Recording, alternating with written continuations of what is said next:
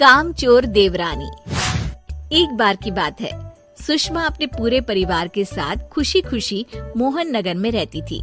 उसकी 2 बहुएं थी, पल्लवी और शिवानी। एक दिन दोनों बहुएं रसोई में काम कर रही होती है कि तभी उनकी सास सुषमा उन्हें बुलाती है। अरे बहू, जरा इधर तो आना।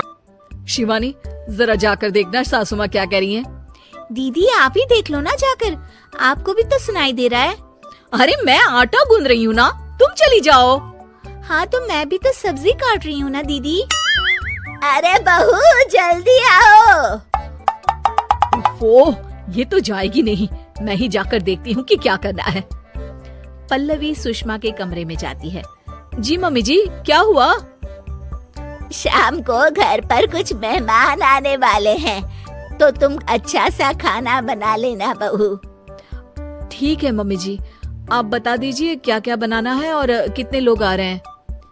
सुनील की मौसी जी और उनका पूरा परिवार आ रहा है। कुल मिलाकर 3 लोग और हमें मिलाकर हुए 9 लोग। तो अभी से ही तैयारी करना शुरू कर दो। और हाँ, घर की सफाई भी कर देना, हाँ अच्छे से। जी मम्मी जी, सब काम हो जाएगा, आप चिंता मत कीजिए। पल्लवी शिवानी को घर में मेहमान आने वाले हैं इसके बारे में बताती है। क्या 9 लोगों का खाना बनाना होगा, घर की सफाई करनी है? बाप रे, सासू माँ ने तो हमें घर की नौकरानी ही समझ कर रखा है। ऐसा नहीं बोलते शिवानी, हम इस घर की बहू हैं और घर के काम करना हमारा फर्ज है। दीदी तो है ही सासू माँ की चमची, जब देखो सासू माँ सासू माँ। मैं तो इतना सारा काम नहीं करने वाली। शिवानी कपड़े लेकर गमला साफ कर रही होती है और चक्कर आने का नाटक करने लगती है। मेरा सर चकरा रहा है। तभी वहाँ पल्लवी और सासू माँ जाते हैं। अरे बहू, क्या हो गया तुम्हें? मम्मी जी, बहुत तेज सर में दर्द हो रहा है। तुम एक काम करो शिवानी, आराम कर लो।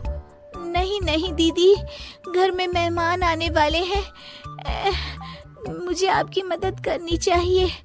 अरे कोई बात नहीं शिवानी, तुम आराम कर लो, मैं सब काम कर लूंगी।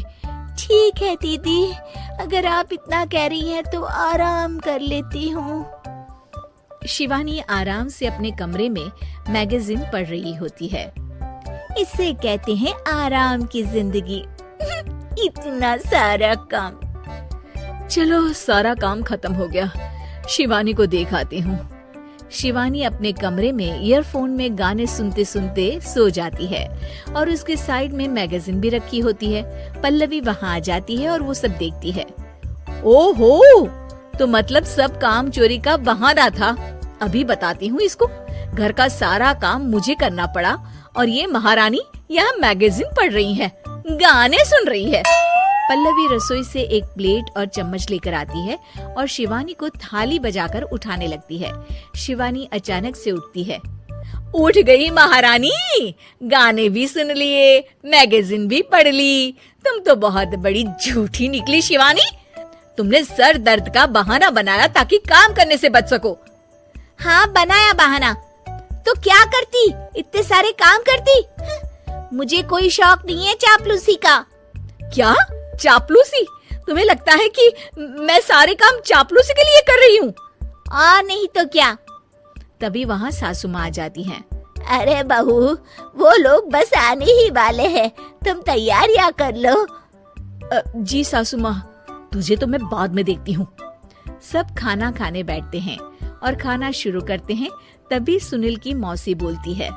वाह भाई वाह, खाना तो बहुत ही अच्छा बना है सुषमा जी, एक एक चीज में क्या स्वाद है। ये सुनकर शिवानी मुंह बना लेती है।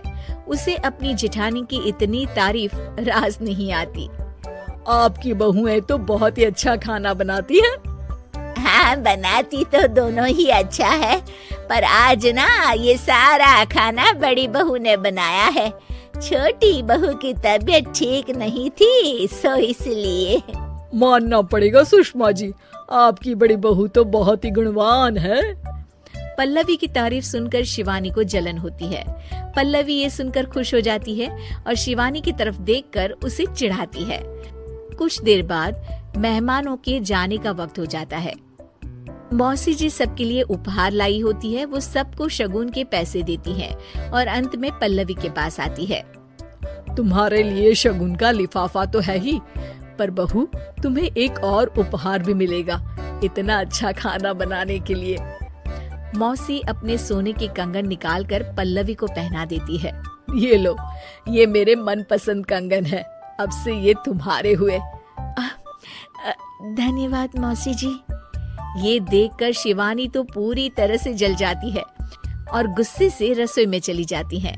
तभी वहाँ पल्लवी आ जाती है और उसे अपने कंगन दिखाने लगती है। देवरानी जी, अब आपका सर दर्द ठीक तो है ना? मुझे लगता है कि अब सर दर्द शुरू हो गया होगा आपका। धन्यवाद। और रोजाना नए वीडियो देखने के लिए मेरे चैनल को सब्सक्राइब करें और लाइक, कमेंट और शेयर करें।